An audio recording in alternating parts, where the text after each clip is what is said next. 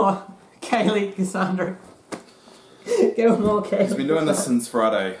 Because we live in New Zealand, like, Critical Role comes out on Friday. Not Thursday, so we watch it around about 12. Kaylee. I'm not really good at the whole comforting thing. Damn you, Matt Massa!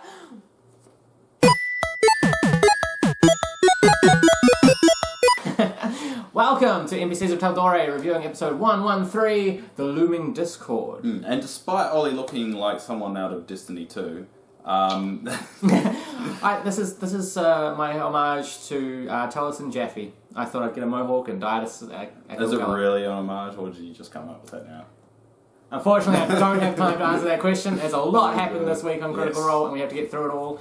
Those of you who have watched and are recapping, you know the end, and we'll get to that soon. Yeah, we'll definitely get to that bit. But we'll start with being in the Fae. So we start off with being in the Fae, and time for a hero's feast, they decide. Yes, but we also feed Grave Energy 2.0 or Chaos with Percy's blood. Yeah, which always goes really good because they have to do that on a regular basis, and this is kind of like every hour they've decided to do it. Yes, exactly. To keep it happy. And then they plan some more, as they tend to do. Because remember, Vex just came back alive after being strangled. Yep. Man, that was the weirdest episode, but yep. Yeah. But yeah, we just kind of went on some planning, and Vax agreed to put on the witch's hat. So if you're watching this and you've forgotten that at the start, Vex agrees with Scanlan to wear the witch's hat. Yeah. She's wearing the witch's hat this entire way through. Yeah. So keep that in mind, because a lot of people probably forgotten that. Yeah, but she's literally doing all this stuff with the witch's hat. It's like RICO wearing the tiger suit all the time. Oh yeah. So Grog actually comes up with the clever idea after they feed Craven Edge 2 or Cass to ask it if it has any secrets and tips for defeating Vecna. It doesn't. It doesn't really. It was a good idea, though. Yeah, I mean, it's someone that wants to kill Vecna. Who knows who Vecna is? So, yeah, the sword really wants to kill Vecna. It's its main mission in life. Yeah, it's pretty much Vox and Marking's plan as well, so it kind of fits in hand. But after a bit of planning, the group decides to come up with a Scanlan 2. Yeah. I'm not sure what the name of the spell is that Scanlan uses. It's like a mirror image or like a clone or something. I think it's a high because mirror image is not that high of an invocation. I think it's about high. Well, it could be. I don't know. But yeah, essentially they reckon. You just trailed off there. I was hoping no one would call me out. I called you out. That's my job. My job is just to spill facts and call you out and shit. Yeah, exactly. It's the dynamic here on NPCs. Exactly. So Scanlan 2.0 comes along and they take a long rest. Scanlan spoons Scanlan, and it's just lovely. Yeah, it's lovely. But then they kind of have a final night. This is really their final night before the big battle. And judging by the way this episode ended, Vecna battle is the next one. Yeah, it's definitely the next one. Yep. But I think his name is Artagan. Yeah, the guy from the Feywilds. The guy from the Feywilds, he decides to send them back with a piece of information that's been more than a day. Yes. Since they've been there. So even though they can be in time, it was only a day that they have essentially lost, which sounds about the same amount of time they actually were in the Feywilds doing everything. Yeah, because a long rest is at least 8 hours. Yeah, exactly. So they send them back to Farum Thala. And they basically arrive and kind of assess the situation and what to do next. They arrive in a house. But then we get our guest appearance. By, what's his name? Joe Macchio. The legend, who's also wearing the same Jock's Marketer shirt as Grog is in this episode. Yes. We love him. Although the chat did theorise once Matt said, and the guest comes in and read scales, some people went, oh, it's Tiberius! No. Yeah, he's a Dragonborn paladin. Pretty badass. Oathbreaker, yeah. And Joe's a huge D&D fan. I think he's most recently written a script for a D&D movie. He's a huge D&D follower, and as a bit of a tidbit, he's married to the Sophia Vengera from Modern Family. Oh, that's why you were looking up Modern Family on my computer. He's married to her. I didn't know that, so it's all fallen into place. But for the Jock's Marketer t-shirt, if you are out there, and I'll try and find the link to put it down below, they are now selling them for charity. Yes. I can't remember the charity. Doesn't ring out, do you? No, I can't remember either. But it's always for a good cause, so we're all for that. Yeah. So we'll throw the links down and you can go over there and support them and get So if you're disappointed you didn't get one, I'll put a link there, so hopefully you guys can get hold of one if you have that money. Yeah. Or send us one. We want one. Yeah. I would love one. Yeah, no. I would more likely wear a Jock. You've already got like 4 Vox Marketer shirts. No, 2. I have 2. I wear the same 2. That is 2 more. I still want a Jock. Anyway. Don't yell at me. Anyway. We can edit that out. Yeah, Fine. so they have a quick battle because Archaean. Archaean is spelled the the one same. thing. It's spelled the same way though. Yeah. I have no idea. Archaean. Arkham arrives on the back of a Gloomstalker, which was pretty freaking badass the way he came into the scene, like crashing down on a Gloomstalker. And you could really show Joe's knowledge of the game, just about how well he kind of worked out the dynamics, couldn't know what to do, even question the DM on certain rules and stuff. I actually think he knew more about his class and race than some of what Mark gonna do. Yeah, probably. He was just like, oh, by the way, Oathbreaker, I get to do this. I mean, keep in mind, some of these players, this is the only long-term companion I've had, and Joe's been playing all his life. So, I mean, it's a huge gap there. But he added a real cool dynamic of some badass paladinry. Paladinry. Paladinry? There's a word there. I don't know what it is. Anyway, so basically once they make peace and they find out that... I'm going to call him Archaean, because it's easier for me. Okay. Archaean talks with Keyleth and Percy. I think it was, and they recognise him, so they're old friends, so that's kind of how they kind of trust him and kind of move along. No need for zone of truth or anything. No. But then they kind of go through a little bit further and make a hole in the actual Titan so they can see where everything is. And it leaves a big hole so they can see Vasselheim and the gates of Vasselheim and stuff, so they realise how close they are to Vasselheim. Their goal to get to Vasselheim. Well, the Titan's goal to get to Vasselheim. Yeah. Because they don't want to go to Vasselheim, they want to stop the dam. They want to save Vasselheim. They have some discussions about Scanlan 2 wearing the hat of disguise as they're planning, but someone says, well, Vecna is the god of secrets. He's probably going to be able to see through illusions, so they're not sure if that's going to work, but they kind of decide that that's a thing they'll consider. Matt's, as Scanlan, sings with Scanlan, so Scanlan 1 and Scanlan 2 sing a song together, but obviously Scanlan can't do both, so Matt takes the role of Scanlan 2, and they sing a little song, and it's magical. Yeah, it's really great. But as we go along, they get spotted. They get spotted by Delilah. Actually, right before that, Matt, it's just an interesting line that Matt said, anything you want to do before the final battle, do it now. He essentially told the party it's coming. Vecna is coming up. They actually do spend a lot of time discussing, okay, well, what spell slots can I use getting there? Because we're still not there yet, there's more enemies. Do we have enough time for a rest? What happens if we get hit? Do we have to take another long rest? So there's a lot of, the most strategy and planning that I've seen them do. I thought that happened after the battle with Delilah. No. Or happened before? They just got mixed up? Well, no, that's easily before. This is before even Joe even arrives. Oh, so you mean the Feywilds? Yeah. Why didn't you bring it up when we were talking about the Feywilds? We rushed through it too quick.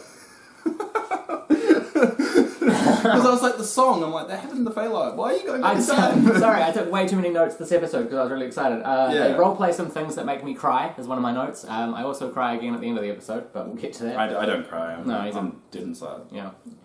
Okay, he's a necromancer. Anyway, yes, the Briarwoods. Yes, so Delilah and Silas. Rides a dragon. Now, this bit actually confused me a little, because when Matt kind of said, he described the dragon, he kind of hinted it was the bronze dragon that dropped them off there. Jomasa Ord. Yes, but Jomasa Ord comes in later on. Yeah. So I don't know whether that was just the one that comes on later on is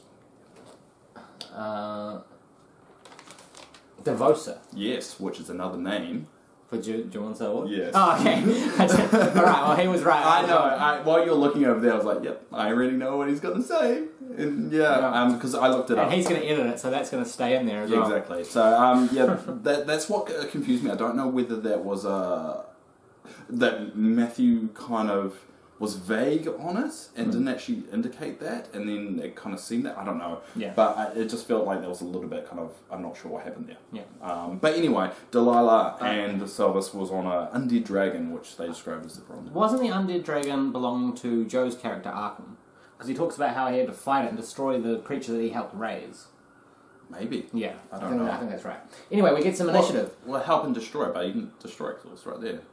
Yeah, no, when he was fighting it, and then Vic said something like, this would be like me having to fight an undead trinket. Ah, okay. Yeah, so I think it was his... Maybe that's where I got confused. That could be where they know him from, though, because remember they said they'd met before, maybe they knew that Jomasa Ord was raised by Arkham. No, because the only two of them, only Keyleth and Percy knew him. Oh, right. So not the rest of the party, because they fought him in a desert or something like that. We're not 100% sure. You can see our facts checking and like all that kind of stuff. It sometimes gets with D&D, because there is no kind of visual element to other than what we see, them playing and stuff. Sometimes things get mucked up. That's So anyway, we roll for initiative. We've got wisdom saves from Joe that rolls a nat 20. I just put nat 20 bitches, and then Grog has to make a wisdom save because Briarwoods, as you know, they love to get in your mind and take your thoughts and mess you up. Grog rolls a nat 20 as well. Ain't no wisdom saves. Gonna be a problem for us here. So those that don't know, Delilah and Sylvius, they're partners. So they're married to each other, and they're vampires as well. Yeah. So why do you? Because that marriage is cute. They're evil. Hey man, love is love. Anyway, Grog does a ridiculous amount of damage to Briarwood. She stays alive, but he doesn't just attack once. Second attack. I feel like throughout the spell they're being very cautious and to not expend anything they didn't really need. Exactly. Although Percy does expend a few action surges and stuff in this initiative battle. But action surges. I think he was on the impression that they regen after battle, but it turns out they regen after a short rest. Because he asked Matt later on. I missed that. And I think he just got a bit confused about that. So that happens. That makes sense. Then Briarwood, when she's on the ground reaching for Sylvis, we've got some sirens. So we want to pause and just keep going. I don't know if you can hear them. Okay, cool. So Lady Briarwood, essentially after taking all this damage from Grog, reaches out to Silas. And it's later revealed that Matt said that was going to be Dimension Door. They were going to get out of there. But Vex shouts, "Cut her hand off!" And they do. Yeah. And then basically Delilah is no more. Silas gets away. Yeah. And they did think about kind of chasing. Yeah. But... So he goes, basically, because Silas, right? Silas is a vampire. So as a vampire, one of your choices is when you hit, when you hit 0 hit points, you revert into mist form. You've then got 2 hours to find your way back to your hovel, your home, where you've been kind of summoned from. And if you can do that within 2 hours, you regenerate with, I think it's 1 hit point, and then continue to regen 20 hit points or 25. In the case of Silas, Matt kind of tinkered with it a little bit, every round, so every 6 seconds. So basically... And that was Icon finding that out during the game, and they rolled to history check it. And so we found all that information, which was really helpful, because they were very paranoid that basically full health by the time they get to... One thing I wonder is if Silas and Lady Briarwood are using... If Matt's using the vampires that are in the Monster Manual for 5th edition, the party did not know that if you put a stake through their heart, they're paralyzed until you take it out. Oh. I didn't tell you guys that either when you fought vampires in my game. Yeah, well, that may have been helpful. You'd rolled like lower history, otherwise I would have told you. Yeah, we just fought vampires in the last game, which is kind of ironic. Yeah. So basically, if they had had that information, this battle might. I don't know if Matt had tinkered with it, but it could have been over. Yeah. Well, Akain raises Delilah's body as one of his just before that, though, once they kill her, the bone dragon falls apart. Oh yes, it was, so they don't have to fight anymore. But yes, you're correct. Arkham uses Raise the Dead. Raise the Dead to get Delilah as a little bit of a minion, so he becomes kind of like Michonne from The Walking Dead. In case you didn't know what zombies were. It was a very generic zombie. It was very... I just thought I'd do that in case no one knows what a zombie is. Now they know. Yeah. So after the battle, they've caused such a big ruckus of what happened. All the Gloomstalkers look down overhead and spot them, and they're kind of coming at them. And just before they all kind of... point of no return... All of a sudden, Jerome, what was it? Jamon Sa'od. Yes, comes in, that bronze dragon we were talking about earlier, comes in along with all these wyvern riders, and a massive battle over here just takes place. Quite an epic, almost Lord of the Rings-esque style battle of these two wonderful armies. You're just clashing. Yeah. It kind of reminds me of the Dungeons & Dragons movie. Yes. Oh, at the end I'm with watch that again. the two dragon forces kind of colliding in the air while the heroes do their thing. So Lady Briarwood gets resurrected. The battle ensues. Joe actually shouts, "Oathbreaker! Oathbreaker, baby!" when he raises her. Then they come across, after some time, the rock behemoth. So while they're going towards the tower to get to the top with Vecna, they see a rock behemoth, and they're kind of trying to work out how to get around it. Yeah, they don't want to fight it because they don't want to expend spell slots. Yeah, because they have to be very careful here. This is the final showdown, the final journey to the boss. This is it. They just face the sub-boss, so they're just trying to get through the last few minions to get to the boss. As a DM, and I know this, it's a great way before you get your party to fight a boss, fight them some smaller things just to weaken them and lower their spell slot. Oh, I don't know if a rock behemoth is really a simple But yeah, they decide to get around it. They get around it with a little trick from Percy, with that little gem that he uses. They call it like the note New York trick, how you tie a note around it and you throw it and you like drag it while someone reaches down to pick it up. That was kind of their thing. Yep. So they kind of use that to kind of distract them, and they get into the base of the tower, I think. That's right? Yep. Yeah. And in there, there's a swarm of undead as well that's coming towards them. So Pike busts out some radiant damage, and yeah. Nukes them. I put Pike to nukes them. Essentially nukes them, a wave of thunder damage, I think it was, or radiant, and eliminates a lot, and then, they go, well, let's investigate, and it was Algor. Well, it wasn't actually when they investigated it. It was basically while Pike, because this is one of the storytelling elements I really liked about it, is when Pike was doing it, Matthew goes, Eldor? Like, realization in Pike's but head. That was after she'd cast it. Yeah, she kind of goes, wait, that's Eldor. Yeah. Eldor, for those of you who don't know, was Felicia Day when she played. Her love. Yeah. Her character's love. Turnstalker. Yeah. Wow. It kind of goes out. But that happened many episodes ago, about 30, not 30 episodes ago, I think it was episode 30 or something. Because basically Queen of Geek and Sundry, Felicia Day. And it's part of the Slayer's Take, which is where Slayer's Cake comes from. Yeah. Slayer's Take, I believe, was the rogue. There was another name that was here, which I can't for the life of me remember. So hopefully someone out there. What? Vand. No. I was trying to Gruggy. It was Eldor and Grubby. Who's Gruggy? I have no idea who Grubby is. Apparently it's their friends because they kind of recognised it, but they didn't go too much into it. Yeah, so I don't know. All I got was the name Grubby. Yeah, I got Gruggy. Gruggy? Grubby? We don't know. Post down below. Rings a bell. I've looked on the wiki as well. So weird. Yeah. But anyway, they kind of... They have that realization that their friends and their allies have been taken over and been used.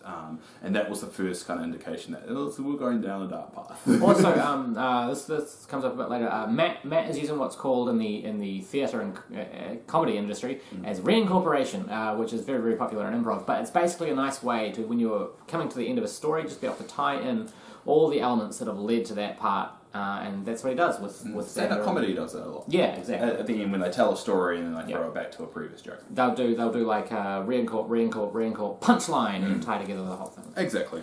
So as we go into the tower a bit further, we come across another body of Vander, who is the brother of Arcane. Yeah, the ones that he lost, and he raised his brother's character. His brother plays that character in his own campaign, but in this story is his friend. Resurrects him, and now he has two. He has Delilah and Vander. As little minions that he carries with him. Then there's some deliberation amongst the party, and they decide... They basically prep and argue, should we take a short rest? And they take a vote, and yes, they do. Yeah. That's what I've got.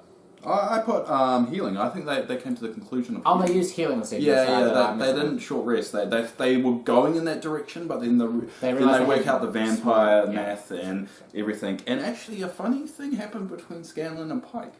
Did you see that bit? I don't think so. But when Pike goes, if you once you survive this, it kind of hinting something was going to happen.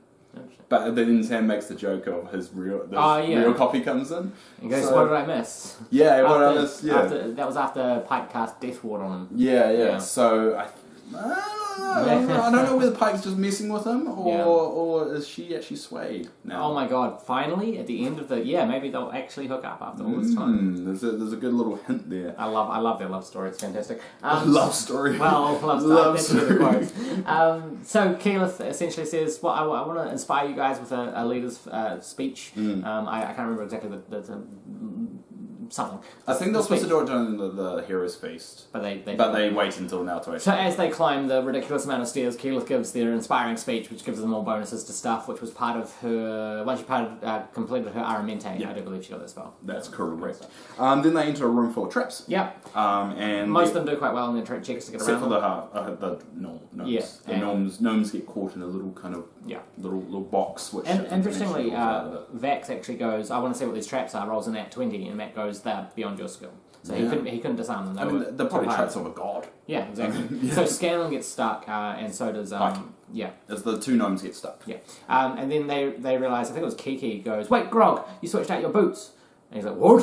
And he goes, yeah, spider climb. So he's like, aha. So he climbs on the roof and picks them up and carries them across the room full of traps.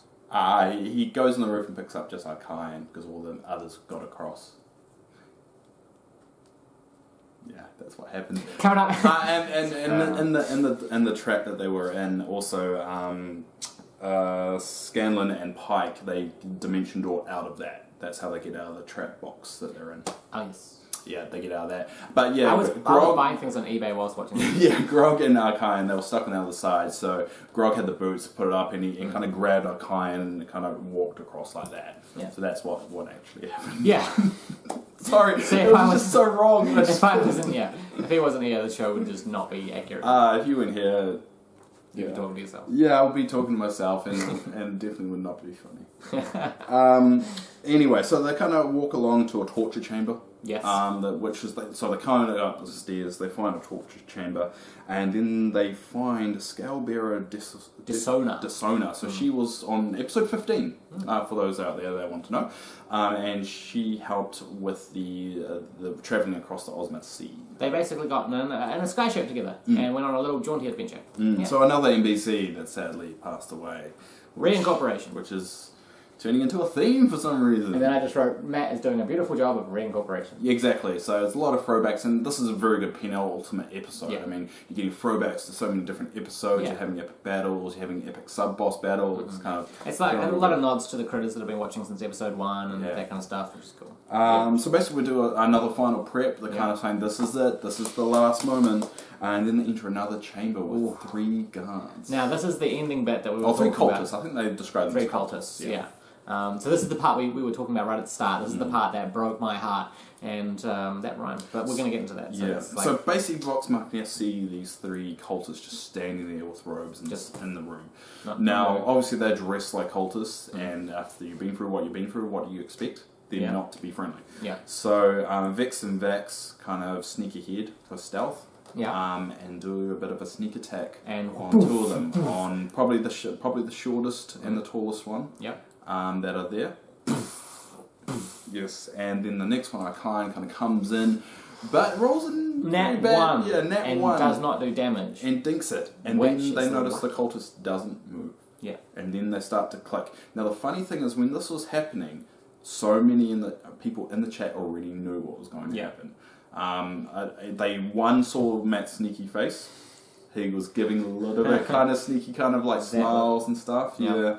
And people were calling out who they thought it was, and people had already guessed who it was, and which is so surprising because I had no idea. No, I had no idea what was going on. There was a point where I was like, "Oh shit!" And the cast didn't either; they had no idea. No. But people early on, when the minute this room was revealed, that they kind of hinted who it was going to be. You don't know how. So once the helmet, the 2 bodies collapsed, so they killed the 2 by the sneak attack. Yeah.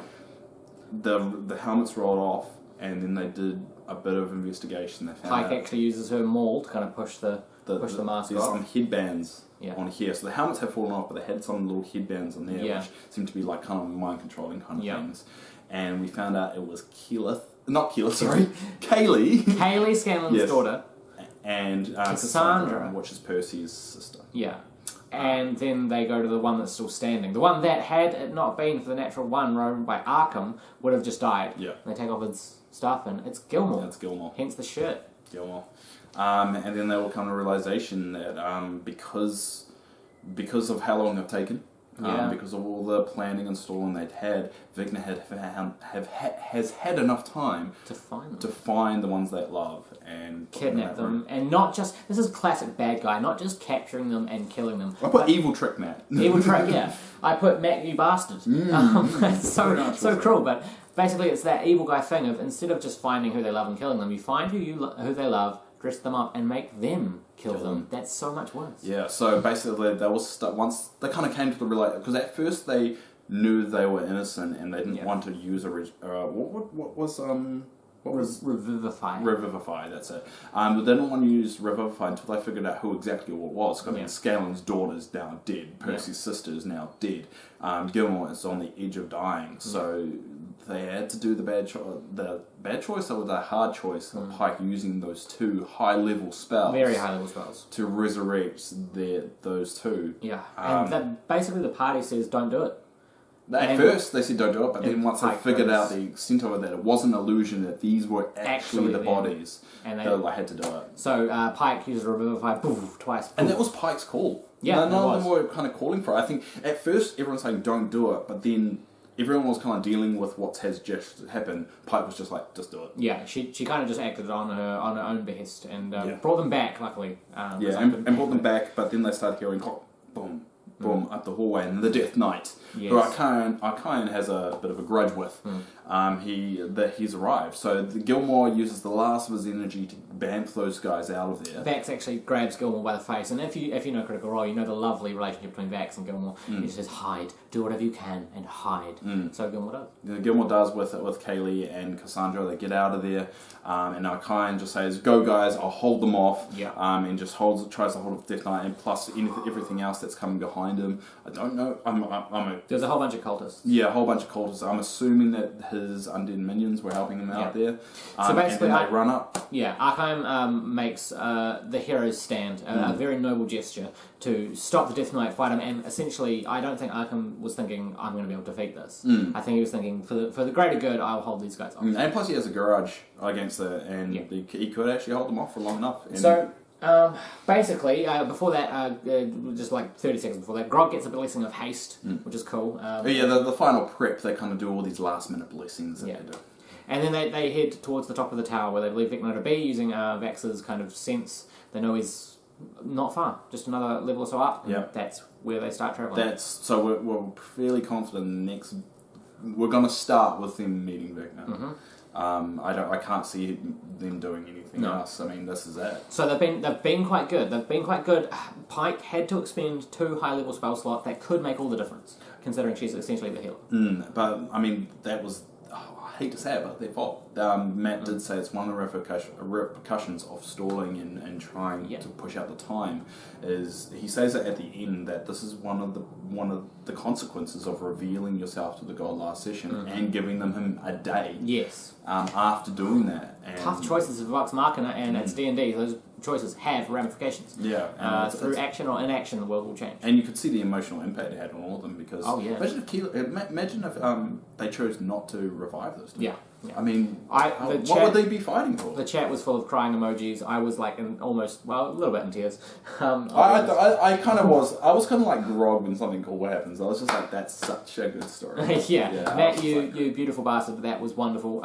It was evil, but you're a dungeon master, so you're supposed to. And I'm pretty sure he's had time being conscious. He let a lot of metagaming going this game as well. Yeah. He let quite a lot of talking while the battling is happening, and I think it's because he kind of is punishing them and not punishing them, but there's wider consequences on the fact that they've stalled and delayed, which he didn't want to kind of further implement. So that's how I kind of feel about it. But this, in general, this was one of my absolute favourite episodes. I think the last 2-3 episodes have just been right up there for me. It's I think Matt's bringing his A game, knowing that the campaign's coming to an end, and so are the players, and it makes a real cool dynamic. Yeah, so it'll be very interesting what happens really next week. The Vecna battle, and I think it is going to land on 115, being the final wrap up. See, they made this call quite a while ago. I think it is scripted.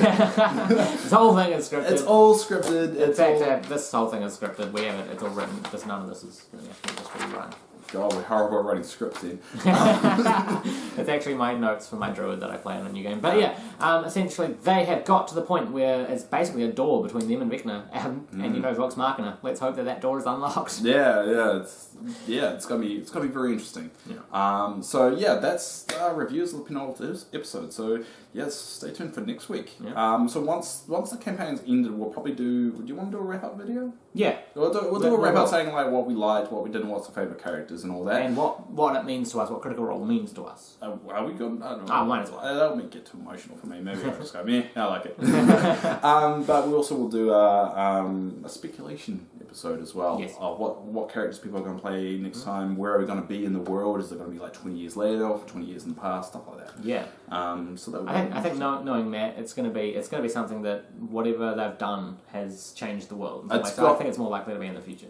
It could be in the future. It'd be interesting to see what would happen if they don't kill Vecna. Yeah, true. I mean, the next campaign start. Will they somehow all be resurrected for them to try again, and then we're on another journey? Or will it be that they live in an almost post-apocalyptic world where Vecna rules all, and they're a small group of adventurers who have the ultimate task of overthrowing their masters and overlords? Without being known about. We don't know. Yeah, but we'll find out, because we love Critical Role. Yeah. So, thanks very much for coming along on NPCs of Tal'Dorei and reviewing episode 113 of Critical Role. The penultimate Vecna battle comes up next week. We're like 99% sure. So make sure you tune in for that. It's one you don't want to miss, but if you do, obviously come back here and we will review and recap it for you. Cool. Bye. I'm gaining weight. God damn it. Pudgy. I'll definitely leave that in. No. Welcome.